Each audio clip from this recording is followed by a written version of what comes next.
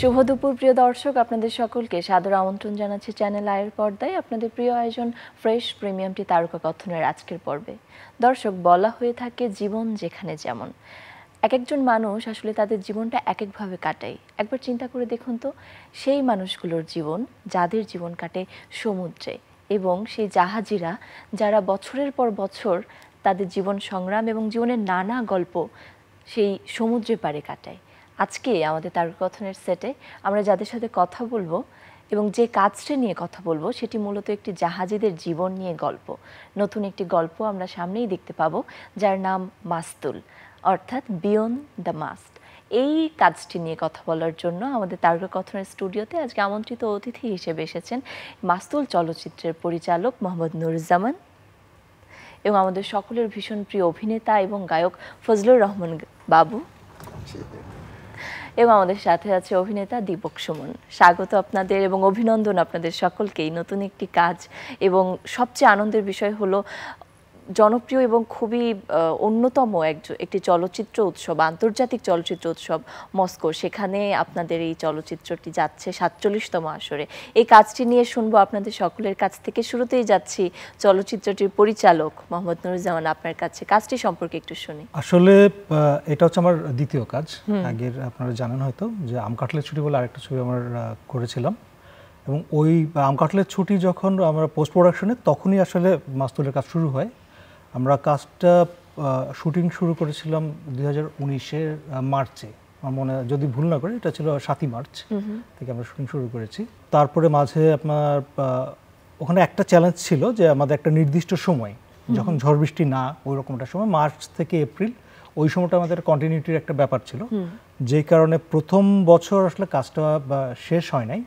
আমরা সেকেন্ড বছর মানে 2020-এ যখন কাজটা শুরু করি, 2-3 দিন কাজ করার পর আমাদের নেক্সট শিডিউলের সময় আপনার চলে আসে আপনার লকডাউন, তখন কোভিড-19, তো যে কারণে কাজটা ওই পর্যন্ত থেমে যায়। তারপর আবার লকডাউনের পরে আমরা কাজটা শেষ করি, এবং বাকি যে সময়টা এটা চলে গেছে পোস্ট প্রোডাকশনে। ছবির বিষয়বস্তু নিয়ে যদি বলি, সেক্ষেত্রে হচ্ছে আমি আমার জন্ম এবং বেড়ে ওঠা হচ্ছে নারায়ণগঞ্জে। আপনারা জানেন যে নারায়ণগঞ্জ খুব বড় একটা নদী বন্দর, তো স্বভাবতই বন্দর এলাকার লোকজনকে আমরা ছোটবেলা থেকে দেখছি। বিভিন্ন জাহাজ সম্বন্ধে আমাদের মানে কিছু ধারণা ছিল। আর তার চেয়ে বড় কথা হচ্ছে যে বন্দরের পাশে যে নদীর তীর, সেই জায়গাটাতে আমরা প্রচুর সময় কাটিয়েছি আমাদের বেড়ে ওঠার সময়টায়। ফলে এই মানুষগুলোর সাথে এক ধরনের আপনার একাত্মতা বলেন বা যোগাযোগ বলেন কিছুটা ছিল। আর আমার নিজের একটা অন্যরকম টান ছিল এই মানুষগুলোর জন্য, যারা আপনি হয়তো জানেন যে জাহাজে যারা কাজ করে তারা দীর্ঘদিন নিজের পরিবার থেকে বিচ্ছিন্ন থাকে। এই বিচ্ছিন্নতা মানুষকে আসলে কতটা কি বলে পরিবর্তিত করে বা তাদের ক্যারেক্টারে এটার কীরকম ছাপ পড়ে, এটা নিয়ে এক ধরনের আমার কৌতূহল ছিল। সেখান থেকে আসলে মাস্তুলের শুরু। বাহ, চমৎকার। এবং আসলে এই যে নতুন একটি ভাবনা এবং এইভাবে একটা কাজ অ্যারেঞ্জ করা, জাহাজ অ্যারেঞ্জ করা থেকে শুরু করে আপনার সব কিছু অ্যারেঞ্জ করে যে একটা কাজ আপনি দাঁড়া করিয়েছেন, এবং আমরা খুবই এক্সাইটেড কাজটির জন্য, এবং আমরা আশা করছি আন্তর্জাতিক অঙ্গনেও এই কাজটি প্রশংসিত হবে। আমি চলে যাচ্ছি ফজলুর রহমান বাবু আপনার কাছে। একটু আপনার এই কাজটির সাথে সম্পৃক্ততা এবং আপনার চরিত্রটি সম্পর্কে জানতে চাই। সম্পৃক্ততা তো ডিরেক্টর যদি মনে করে, যখন একটা ডিরেক্টর একটা ছবি একটা গল্প সিলেক্ট করে, তখন তো সে কাস্টিং করে, আসলে তখন দেখে যে তার চরিত্রগুলোকে সে দেখে আর কি, অ্যাক্টরের ভেতর দিয়ে আর কি। তো নুরুজ্জামান ভাইয়ের সঙ্গে আমার প্রথম কাজ, এবং তার কাছে যখন প্রথম আমি এই গল্পটা শুনি এবং স্ক্রিপ্টটা আমি পাঠ করি এবং তার ভিশনটা বোঝার চেষ্টা করি যে আসলে সে কি করতে চায় আর কি। হ্যাঁ, তো প্রথমে আমার মনে হয়েছে যে এটা এই কাজটা একটা সম্ভাবনা আছে, এবং এটা আমার জন্য একটা সুযোগও বটে।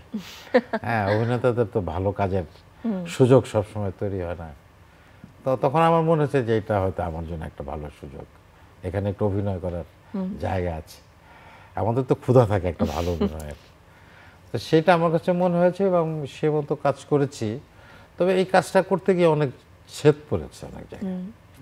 সেটা হচ্ছে যে প্রথমত ওই যে নির্দিষ্ট একটি সময়, যে ডিরেক্টর যে মার্চ থেকে এপ্রিল এই সময় নদীর যে অবস্থা, নদীর পাড়ের যে মানুষ, হ্যাঁ, আবহাওয়া তো একটা ব্যাপার, একটা কন্টিনিউটি থাকে। আর দ্বিতীয় কথা হচ্ছে যে দ্বিতীয় বছরেই এই যে কোভিড চলে আসলো, যার ফলে লকডাউন হয়ে গেল, আমরাও স্টাক হয়ে গেলাম। কিন্তু তার মধ্যেও কিন্তু এই কাজগুলো চলেছে আর কি। আচ্ছা, অনেক প্রতিবন্ধকতা ছিল, কিন্তু তার মধ্যে আমরা কাজটা করেছি। এবং সবচেয়ে বড় কথা যে আমরা শুধু আমি না, ওইখানে সুমন ছিল, তারপর আমাদের মুকুল ছিল, আমরা যারা যারা কাছে চঞ্চল ছিল, তো আরও অনেকে ছিল। এবং আমাদের অ্যাসিস্ট্যান্ট ছিল যুবরাজ শামীম, চিফ অ্যাসিস্ট্যান্ট ডিরেক্টর। আমরা সবাই খুব আন্তরিকভাবে কাজটা করার চেষ্টা করেছি। এবং যে জাহাজটা করছে সেটা বেসিক্যালি ছিল একটা তেলের জাহাজ। মানে এই জাহাজটা তেল নিয়ে নিয়ে যেত আর কি, ওই নদীর মধ্যেই এক জাহাজ থেকে আরেক জাহাজে তেল দিত। আচ্ছা, সেখানে আপনার কাজটা কি ছিল? আমার চরিত্রটা ছিল হচ্ছে বাবুর্চি। আচ্ছা, ওই জাহাজের মধ্যে একজন সুকানি থাকে, একজন সারেং থাকে, কিছু আরো কিছু স্টাফ থাকে। তো আমার চরিত্রটা ছিল আসলে বাবুর্চি। এই যে লোকগুলো যে জাহাজে কাজ করে, এই তাদের রান্না বান্নার কাজটা করে। হ্যাঁ, আর এই লোকটার মধ্যে একটা অদ্ভুত মানে ফিলসফিক্যাল জায়গা আছে। সেটা হচ্ছে যে যে কোনো পরিস্থিতিতেই হোক না কেন, সবার সাথে সবাই যে তাকে খুব ভালো দৃষ্টিতে দেখে তা না।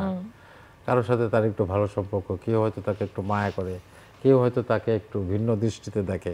কারণ জাহাজের মধ্যে তো নানান জনের নানান ধান্দা থাকে। তারপরে ওই লোকটা সকলের মঙ্গল চায় আসলে।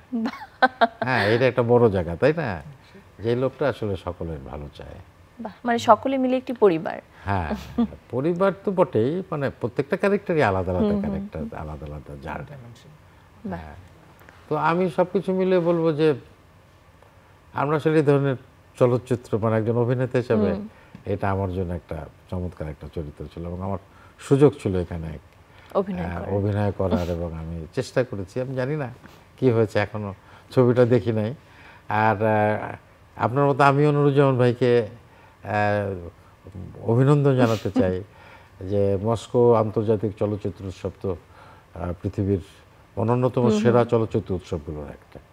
তো সেখানে এই ছবিটি মূল প্রতিযোগিতা বিভাগ, সেই বিভাগে অর্থাৎ সারা পৃথিবী থেকে যে ছবি গিয়েছে তার মধ্যে সম্ভবত 11টি ছবি সিলেক্ট হচ্ছে মূল বিভাগে, মূল প্রতিযোগিতা বিভাগে।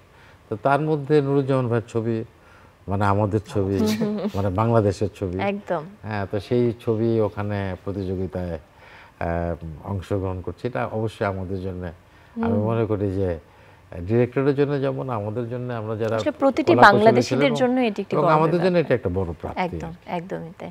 আমি আবার দীপক সুমন আপনার কাছে যাচ্ছি, কাজটি সম্পর্কে, আপনার চরিত্রটি সম্পর্কে একটু শুনি। মানে প্রথমত তো মোহাম্মদ নুরুজ্জামান বা নুরুজ্জামান ভাই তো এত বড় বিখ্যাত পরিচালক কেউ না। মানে আমাকে যখন প্রথম স্ক্রিপ্ট নিয়ে আসে আমি তো ওনার নাম জানতাম না, কারণ তখন আম কাঁঠালের ছুটি ওই সিনেমাটা উনি করেননি, কোনো সিনেমাই করেননি। প্রথমত স্ক্রিপ্ট এবং গল্প শুনেই আমার মানে প্রেমে পড়ে গেলাম। আর আমি তো এত বেশি কাজও করি না, বছরে একটা দুটো কাজ করি। তো এই রকম একটা স্ক্রিপ্ট এবং এই স্ক্রিপ্টের মেইন প্রোটাগনিস্ট যখন আমাকে বলা হয়, যে অ্যান্টাগনিস্ট ক্যারেক্টারটা যখন আমাকে বলা হয়, গল্পটা পড়ে গল্পের টোটাল আপনার তেলের জাহাজের গল্প যেটা বাবু ভাই বললেন, তো এই তেলের জাহাজে স্বভাবতই যারা সিনেমাটা দেখবেন যে তেলের জাহাজে কোনো নারী থাকে না, নারীদের থাকা নিষেধ আর কি, কোনোভাবেই কোনো নারী উঠতে পারে না। তো যতক্ষণ জাহাজটা চলে, তো এই চলচ্চিত্র অধিকাংশ সময় আমরা এই যে আজকে যারা এসেছি কোনো নারী চরিত্র মানে আছে, মানে কখনো জাহাজ ঘাটে থামে, দু একটা নারীর দর্শন পাওয়া যায় এই সিনেমার স্ক্রিনে, কখনো কখনো দেখা যাবে হয়তো। কিন্তু এই যে আমাদের নিজেদের মধ্যে গল্প, এবং এই তেলের জাহাজের মানুষগুলো যারা মূলত শ্রমিক আসলে, এদের পরস্পর আন্তঃমানবিক সম্পর্কের একটা গল্প নিঃসন্দেহে আছে, যে কখনো শত্রুতার সম্পর্ক, কখনো বন্ধুত্বের সম্পর্ক যেটা হয় আর কি। তো বাবু ভাই যেটা বললেন যে একজন বাবুর্চির সাথেও তো অনেক রকম, বাবুর যে সবাইকে খাওয়াচ্ছে তার সাথেও সবার সম্পর্কটা সব রকম থাকে, সবসময় একই রকম থাকে না। আর আমার যে চরিত্রটা, সেই চরিত্রটা নিঃসন্দেহে এরকম যে সবচাইতে খারাপ লোকটাই জাহাজের, এবং সে মানে তেলচুরি থেকে হেন অপকর্ম নাই, মালিককে ফাঁকি দেওয়া থেকে শুরু করে সে এমন কোনো বাজে কাজ নাই পৃথিবীতে করে না। এবং জাহাজ থেকে নেমেও ওই যে ঘাটে গিয়েও সে দেহপরিশ্রাণীদেরকে খুঁজতেছে, এরকম মানে নারী চরিত্রের যে দেখা পাওয়া যায়।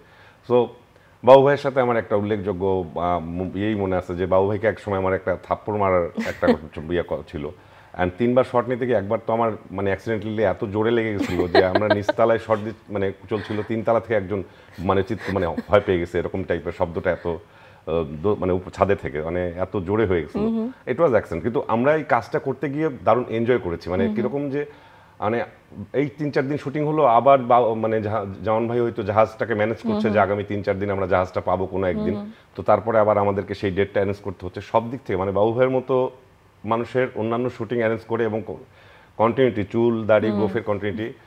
একবার তো আমি চুল কেটে ফেললাম, লং টাইম ব্রেক, ছোট ছোট চুল, অন্য একটা ক্যারেক্টারের জন্য একদম ছোট ছোট চুল করে ফেলছি, এবং আমার কারণেই শুটিং বন্ধ হয়ে থাকলো মনে হয় কয়েক মাস। মানে চুলটা আমার বড় হলো, তারপরে আবার ওই প্যাচ শুটিংয়ে গেলাম। এটা একটা এনজয় করার মতো ব্যাপার। আর এখন যেটা মস্কো চলচ্চিত্র উৎসবে যাচ্ছে এই মাস্তুল, এইটা আমার মানে বাবু ভাই তো পৃথিবীতে অনেক চলচ্চিত্র উৎসবে গেছে, অনেক বড় বড় মানে চরিত্র অভিনয় করেছে। বাংলাদেশের মানুষ আমার মতো একজন অভিনেতার কাছে এটা বিরাট ব্যাপার যে একটা সিনেমায়, যেটায় আজ থেকে 4-5 বছর আগে কথা বলে শুরু করেছিলাম, যে সিনেমার সঙ্গে একটা প্রেম ভালোবাসার সম্পর্ক তৈরি হয়ে গেছে ইতিমধ্যেই, সেইটা আবার পৃথিবীর অনেক দেশের চলচ্চিত্র থেকে মাত্র 11টি সিনেমা সিলেক্ট হয়েছে কম্পিটিশনে, বাংলাদেশের মাস্তুল তার মধ্যে একটা। আমরা আশা করছি মাস্তুল মানে সিনেমাটি একাধিক পুরস্কার জিতুক মস্কো ফেস্টিভ্যালে, আমরা আশা করব বাংলাদেশের জন্য। তাহলে অবশ্য মানে আমরা আমাদের এই বাংলাদেশের জন্য গৌরবের কিছু নিয়ে আসতে পারবো সত্যি। এবং স্ক্রিনে আমরা মাস্তুলের পোস্টারটি দেখতে পাচ্ছি, এবং পোস্টারটি ডিজাইন করেছেন জনপ্রিয় একজন মানুষ ধ্রুবয়েশ।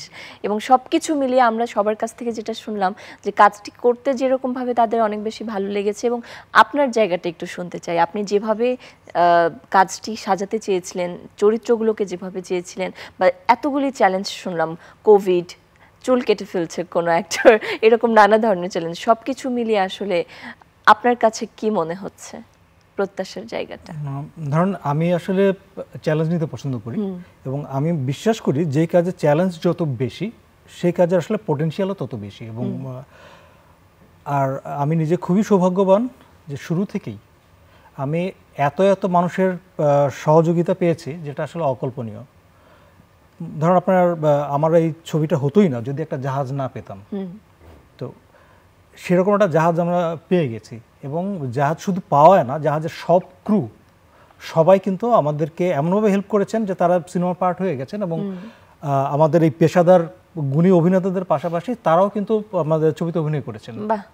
এবং ক্রু চরিত্রে আপনারা এখানে যাদেরকে দেখবেন, শুধু আমাদের শিকদার মুখী তো আজকে আসেনি, ও ছাড়া বাকি সব ক্রু হচ্ছে আপনার জাহাজের মানে নিয়মিত যারা কর্মী তারা। তারপরে ধরেন আমার কাছে স্ক্রিপ্ট যখন আমি লিখি তখন আমার মনে হচ্ছিল এই ক্যারেক্টারটা আসলে অপেশাদার দিয়ে হবে না। বাবু ভাইয়ের ক্যারেক্টারটার কথা বলছি। আমি আসলে টিভি দেখি না বহু বছর, কিন্তু তার কিছুদিন আগে বাবু ভাইয়ের অভিনীত একটা সিনেমা আমি দেখেছিলাম। তো আমার তখন মনে হলো যে এর আগে মাঝখানে বাবু ভাইয়ের কোনো কাজ দেখিনি, এর আগে হয়তো আরও বছর 20-22 এরকম আগে আমি থিয়েটারে বাবু ভাইয়ের কাজ দেখেছি, এবং তখন আমি টিভিতে কিছু কাজ দেখেছি। তো আমার হঠাৎ মনে হলো যে এই কাজটা যদি কেউ করতে পারে তাহলে ওটা বাবু ভাই পারবেন। বাবু ভাই তখন অসম্ভব ব্যস্ত, তো ওনার আমার কোনো ধারণাই ছিল না যে ওনার পারিশ্রমিক কীরকম হবে বা ওনার শিডিউল পাওয়া। তো খুব অবাক করে দিয়ে বাবু ভাই রাজি হয়ে গেছেন। আমি অবশ্য প্রথমে বাবু ভাইকে আমি স্ক্রিপ্ট দিয়ে বলছি, ভাই আপনি স্ক্রিপ্টটা পড়েন, যদি ভালো লাগে তাহলে আপনার সাথে কথা বলবো, আর তার নাহলে কথা বলবো না। পরে একদিন বাবু ভাই আমাকে ফোন দিছে, দেন জিনিসটা খুব মানে যত জটিল হওয়ার কথা ছিল মোটেই জটিল হয়নি। ওই জাহাজের কথা বললাম, সেটাও এমন কোনো জটিলতা আমার পড়তে হয়নি, খুব সহজে ম্যানেজ হয়ে গেছে। একইভাবে অন্যান্য যারা অভিনেতা আছে, তবে অন্য অভিনেতাদের যেমন দীপক সুমন যেই চরিত্রটাতে অভিনয় করেছেন, এই চরিত্রে আমি বোধহয় সে 6 বা 7 নম্বর ছিল আর কি, অডিশনে ছিলেন। এর মধ্যে জনপ্রিয় কয়েকজন ছিলেন, তো তাদের সাথে হয়তো কোনো কারণে হয়নি। বাট এখন আমার কাছে মনে হচ্ছে যে এটা দীপক সুমন যা করেছে অন্য কেউ করলে আমি যে আমার কল্পনার তো কাছাকাছি হয়তো যেত না। শেষ হচ্ছে আপনি যেটা বললেন যে আপনার ধ্রুবদার কথা, ওনাকেও আমি আসলে আমার সাথে কখনো পরিচয় ছিল না। তো এখানে আবার চ্যানেলের একটা আছে, ভূমিকা আছে। আম কাটলের ছুটি যখন আপনার চ্যানেলে হলো, আপনার ব্রডকাস্ট হলো,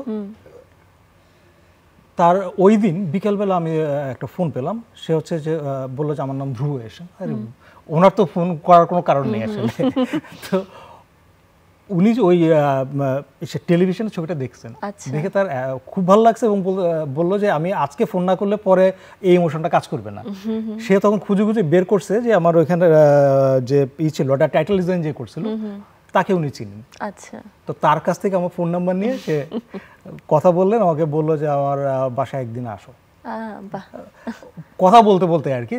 তো পরে যখন মাস্টুলের কথা বললাম, উনি বললো ঠিক আছে এটা পোস্টার আমি করে দেবো। এর আগে উনি কখনো পোস্টার করেনি, একটা মাত্র পোস্টার করেছিলেন, সেটা আসলে বলার মতো ব্যাপার। উনি এর আগে সিনেমার পোস্টার করেছেন শুধু বুদ্ধদেব দাস লিখতে, আচ্ছা, উড়োজাহাজ ছবি, ওটাও খুবই বিখ্যাত ছবি।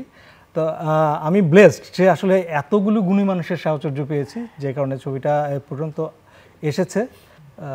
তো যাই হোক, কোনোভাবে আমরা কাজটা করেছি, কিন্তু তার মানে এই না যে আমাদের একদম খুব চরম অর্থকষ্টে যেতে হয়েছে তা না, বাট সবার সহযোগিতামূলক মনোভাবের জন্য আমরা কাজটা শেষ করতে পেরেছি। এই যে আপনি কথা বলার সময় বলছিলেন ম্যানেজ করা, এখানে আমরা দেখছি বাবু ভাইয়ের মতো একজন মানুষ আপনার ছবিতে কাজ করেছেন, আপনি পারিশ্রমিকের কথা বলছিলেন। আমি একটু বাবু ভাইয়ের কাছেই জানতে চাইবো, যখন উনি আপনার কাছে স্ক্রিপ্টিংটা দিল, আপনি তো শুরুতেই বললেন স্ক্রিপ্ট দেখেই আপনার খুব ভালো লেগে গেছে। আসলে এই কাজটা করার পিছনে আপনার কি মনে হয়েছিল? এই কাজটি বেছে নেওয়ার ক্ষেত্রে কোন জিনিসটাকে প্রায়োরিটি দিতে ইচ্ছে না, হয়েছিল? আসলে প্রথমেই যখন আমরা একটা স্ক্রিপ্ট পাই, মূলত প্রথমে তো কথাবার্তা হয় ডিরেক্টরের সাথে। যেমন প্রথমে বললাম যে নুরুজ্জামান ভাইকে আমি চিনি না, না চেনার যথেষ্ট কারণ আছে, কারণ ওনার কোনো কাজ তো দেখি নাই। তো যখন আমরা একটা স্ক্রিপ্ট পাই, তো যখন স্ক্রিপ্ট পড়ে স্ক্রিপ্টটা আপনার কাছে গিয়েছিল তখন কি আম কাঁঠালের ছুটিটা বের না হয়েছিল? না না না, আচ্ছা, স্ক্রিপ্টটা পেলে তো স্ক্রিপ্ট তো মূলত একটা চিত্রনাট্য আর কি। তো একটা চিত্রনাট্য পড়লেই বোঝা যায় যে একটা ডিরেক্টর কিভাবে ভাবেন, হ্যাঁ, বা তার ফিল্ম নিয়ে কি স্বপ্ন দেখেন, এটা বোঝা যায় কিন্তু। হ্যাঁ, তো ওই চিত্রনাট্য পড়েই কিন্তু আমার কাছে মনে হয়েছে যে এই ছবিটি একটা ভালো ছবি হওয়ার সম্ভাবনা আছে। শুধুমাত্র চিত্রনাট্য দিয়ে তো সিনেমা হয় না, অনেক অনেক কম্পোনেন্ট থাকে তার মধ্যে। তো এটা একটা দিক আর কি, মানে সকালে সূর্যটা দেখলাম আর কি, মনে হলো যে না ঠিক আছে আজকের দিনটা ভালো যাবে, বিষয়টা ওইরকম আর কি।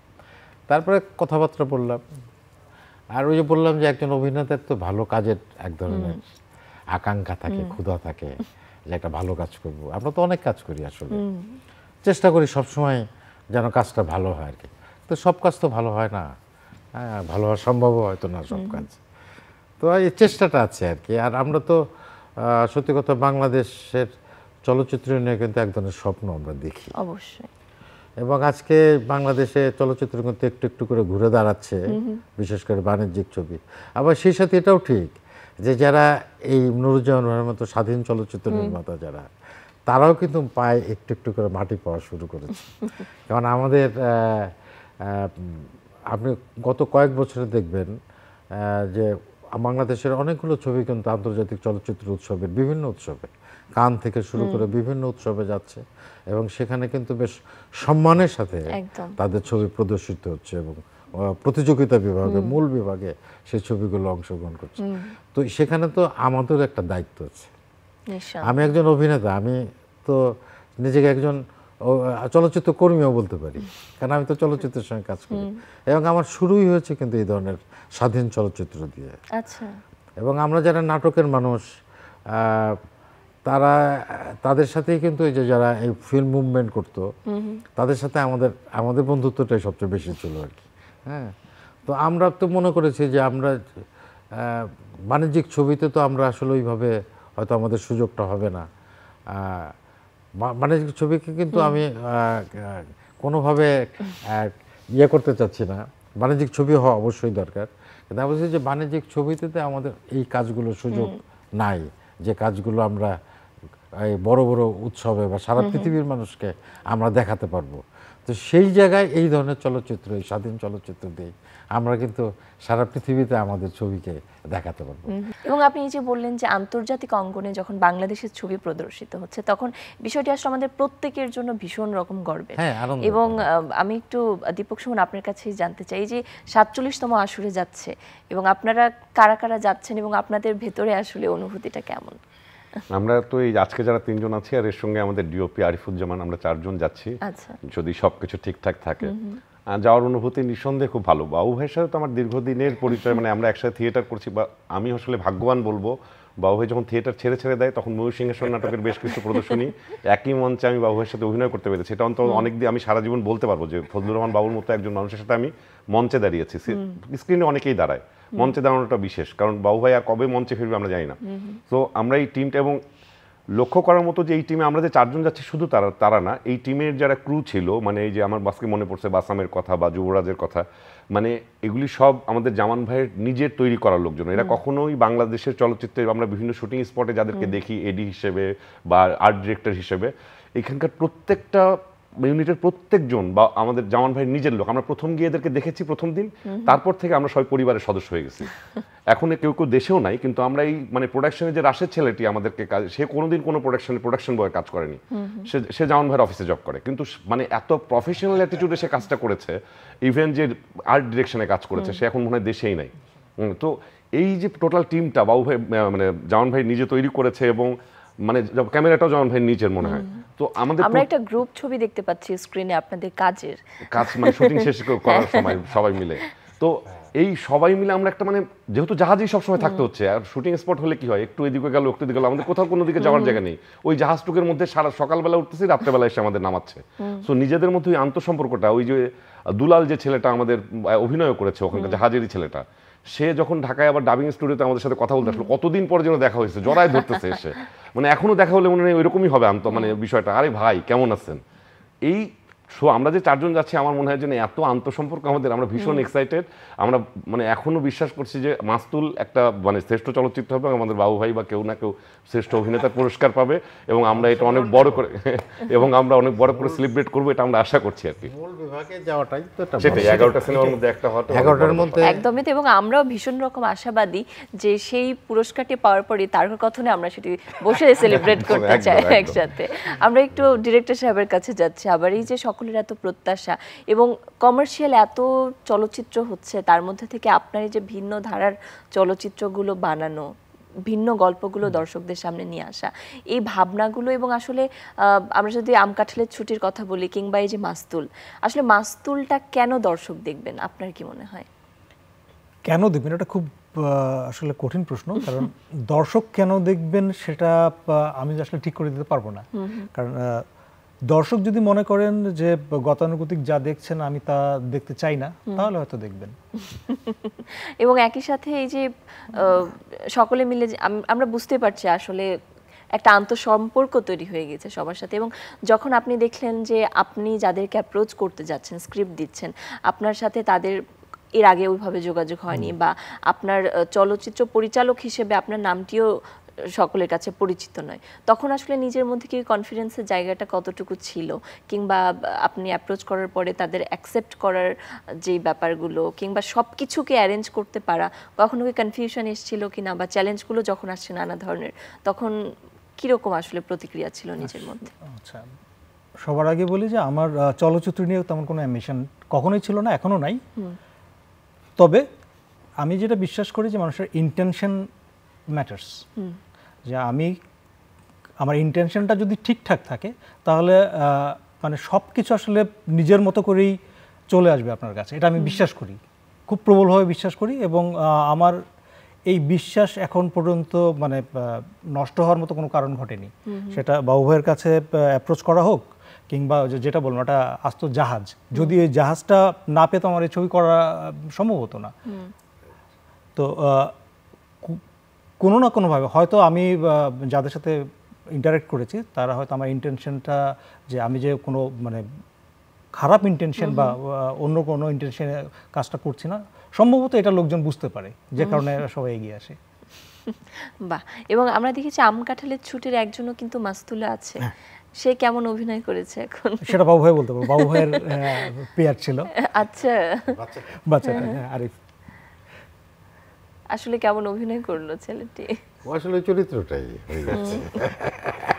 এবং আমরা আসলে বাচ্চারা আসলে কিরকম অভিনয় করে, তার সাথে বড় কথা যে বাচ্চারা তো স্বতঃস্ফূর্তভাবে অভিনয় করে, বাচ্চারা তো খুব মেথডিক্যাল অ্যাক্টিং করে না, অ্যাক্টিং নিয়ে তাদের অত চিন্তা ভাবনা থাকে না। কিন্তু আমরা বিশেষ করে কাস্টিংয়ের ক্ষেত্রে যারা কাস্টিং করেন, ডিরেক্টর বা কাস্টিং ডিরেক্টর, তারা আসলে এমন বাচ্চা খুঁজে বের করেন যে ওই বাচ্চাকে দেখলেই যেন মনে হয় যে ওই চরিত্রটি আসলে, এবং ওই ছেলেটা আসলে ওই চরিত্রটি হয়ে গেছে। ইন্টারেস্টিং হচ্ছে যে আমরা নিজেরা যখন প্রিমিয়ার দেখছিলাম তখন ওই ছেলেটা এসেছিল, সে এখন অনেক বড় হয়ে গেছে। এখন থেকে মনে হচ্ছে যে ওর তো এই কথা হওয়ার ছিল না, মানে ওর ওই বাচ্চাটা নাই, মানে চিনতেই পারছি না যে এটা আরিফ। মানে আমি এই যে লাস্ট কিছুদিন আমরা দেখলাম ও আর সেরকম নেই, কোথায় যাবে, ও আমাদের এই আমকাটলের চরিত্র ছিল। ও আচ্ছা, আর শামীমের কালেকশন। আমাদের আসলে কাস্টিং এর দায়িত্ব ছিল যুবরাজ শামীম, আমাদের কাস্টিং ডিরেক্টর। এবং এই যে আমাদের এই ছবিগুলোর চরিত্র, মানে ছবিটা আপনি যখন দেখবেন কাউকে আসলে মনে হবে না যে কেউ অভিনয় করছেন, বা উভয় হোক বা জাহাজের একেবারে কর্মীটাই হোক, সবাই এত মিশে গিয়েছে ছবির সাথে যে এত বাস্তবানুগ অভিনয় করেছেন, বা তাদের আপনার প্রথম দর্শনেই মনে হবে যে এই চরিত্রটা এছাড়া আর কেউ করতে পারতো না। এই ক্ষেত্রে যুবরাজ শামীম আমাদের কাস্টিং ডিরেক্টর ছিল এবং আমাদের এখানকার চিফ অ্যাসিস্ট্যান্ট ডিরেক্টর ছিল। ওর একটা বিরাট ভূমিকা আছে। তো আমি যখন স্ক্রিপ্টটা লিখি তখন শামীম আমার অফিসে ছিল, তখন ও আদিমের, ওর বিখ্যাত ছবি আদিম জানেন বোধ হয়, তো ওইটার তখন এডিটিং হচ্ছিল, ওটা আমার অফিসেই হচ্ছে তখন। তো ওর সাথে বারবার কথা বলতাম, ও এক একটা মানে পরে ভাই দাঁড়ান দেখি এইটাতে কে হতে পারে, তো এরকম 4-5টা অপশন দিত। তো হয়তো আমরা তখন একজনের সাথে কথা বলতাম, আবার এটা না হলেও আরেকজন, এভাবে কাস্টিংগুলো ম্যাক্সিমাম ওর কৃতিত্ব। বাহ, দারুণ। এবং সবকিছু মিলিয়ে আমরা প্রত্যাশা করি আন্তর্জাতিক অঙ্গনে এই চলচ্চিত্রটি প্রশংসিত হবে এবং আমরা সেলিব্রেট করার জন্য আসলে অপেক্ষায় থাকবো আপনাদেরকে নিয়ে। শেষে একটা কথা বলি, আমি তো ওখানে অভিনয় করেছি, ভাইয়ের সাথে কথা মিলিয়েই বলি যে আমি যখন ওই জাহাজের ভিতরে হাঁটাহাঁটি করতাম তখন কখনো দেখতাম যে সে হয়তো ওই জাহাজটা চালাচ্ছে, শিখেও ফেলেছিল। ও মুকুল, তারপর আমাদের চঞ্চল ছিল একটা ক্যারেক্টারে, না? আমি ওই কাশপুর ব্রিজের পিলারে আমার ওই জাহাজের দিয়ে তাকাইলে আমার কখনোই মনে হতো না যে এটা কেউ অভিনয় করছে। হ্যাঁ, আমার কখনোই মনে হতো বোধহয় আমরা এই জাহাজেই চাকরি করি। অন্য ক্ষেত্রে কি হয়, আমরা সেটে যাই, আর আমরা সেটে যাই, আমরা ওখানে তো সকাল থেকেই থাকি এবং আমার ওই খাওয়া দাওয়া, ওই টয়লেট, ওই মুকুল হয়তো উপর থেকে নিচে নামে বা কথা বলতেছে, ওই বাচ্চাটা ঘোরাঘুরি করছে, আমি হয়তো কিচেনের মধ্যে পেঁয়াজ মরিচ দিয়ে। আমার কখনো মনে হতো না যে কেউ এরা, আমরা তো জীবন যাপন করতে বাধ্য ছিলাম, আমাদেরকে নিজে জাহাজে উঠাই আমরা মাছ তুলে দেখছি বাবু ভাইকে রান্না করতে, আসলে বাস্তবিক জীবনে সে কি রান্নার সাথে সম্পৃক্ত কিনা? অভিনেতা কি সবসময় সবকিছু করে?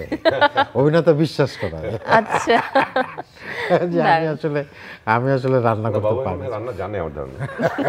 আচ্ছা, জাহাজের বাবুর্চি চরিত্রটা কিন্তু আরেকটা ডাইমেনশন আছে, সেটা হচ্ছে, মানে এটা আমার দিক থেকে বলি, যে রান্না করে সে কিন্তু আসলে মায়ের ভূমিকা পালন করে, কারণ আমাদের পরিবারে রান্না বান্না তো মাই করে। তো বাবুভাইয়ের ক্যারেক্টারটা কিন্তু ওই রকমই, সে মায়ের মতো দৃষ্টিতে সবাইকে দেখে। এখন সব সন্তান হয়তো সেভাবে তাকে প্রতিদান দেয় না। এবং আরেকটা সুন্দর জায়গা আছে, যে জায়গাটা আমি একটু যোগ করি, সেটা যে আমরাও যারা যে সমস্ত একান্নবর্তী পরিবার বা বড় পরিবার, অনেকগুলো ভাই বোন, তখন আমরা দেখতাম যে অনেকগুলো প্লেট সাজানো হতো, তারপরে ওই মাছের টুকরোগুলো সব প্লেটে প্লেটে দিচ্ছে, বা ডিম, আবার ডিম রান্না করলে আমাদের সময় তো ডিম পুরো খেতাম না, আমরা অর্ধেকই খেতাম। আমরা মনে করতাম ডিম মনে হয় অর্ধেকই হয়, যাই হোক, তো সব ওই ডিমগুলো দিত, তাকায় তাকায় দেখতাম। তো এইখানেও একটা চমৎকার দৃশ্য আছে, যে ওই রান্না বান্নার পরে ওই যে বাবুর্চি, সে পেছনে গিয়ে সব প্লেটগুলো সাজাচ্ছে এবং দিয়ে সব তরকারিগুলো দিচ্ছে আর কি, দেখছে যে সব ঠিকঠাক আছে কিনা, কেউ কম পড়লো বেশি গেলো কিনা। এই যে মায়ের ব্যাপারটার সাথে কিন্তু মানে পরিবারের যে গিন্নি, তার যে ব্যাপারটা, সেই ব্যাপারটার মধ্যে মাথাটা দিতে হবে, দিতে হবে, হ্যাঁ, বাড়ির কর্তা। যে জাহাজিদের এই গল্পটা আসলে আন্তর্জাতিকভাবে যেন সম্মানের সাথে প্রদর্শিত হয়, এবং আপনাদের জন্য অনেক অনেক শুভকামনা জানাচ্ছি। এবং আসলে আমরা নিজেরাও ভীষণ রকম আগ্রহী এই চলচ্চিত্রটি দেখার জন্য। সবশেষে আপনাদেরকে অনেক ধন্যবাদ আমাদের এই সেটে আসার জন্য। ভীষণ ভালো লাগলো আপনাদের সাথে কথা বলে মাস্তুল চলচ্চিত্রটি সম্পর্কে জেনে। প্রিয় দর্শক, আশা করছি আপনারাও মাস্তুলের জন্য শুভকামনা জানাবেন এবং বাংলা চলচ্চিত্রের সঙ্গেই থাকবেন। আপনাদের জন্য অনেক অনেক ভালোবাসা জানিয়ে আজকের আয়োজন থেকে বিদায় নিচ্ছি।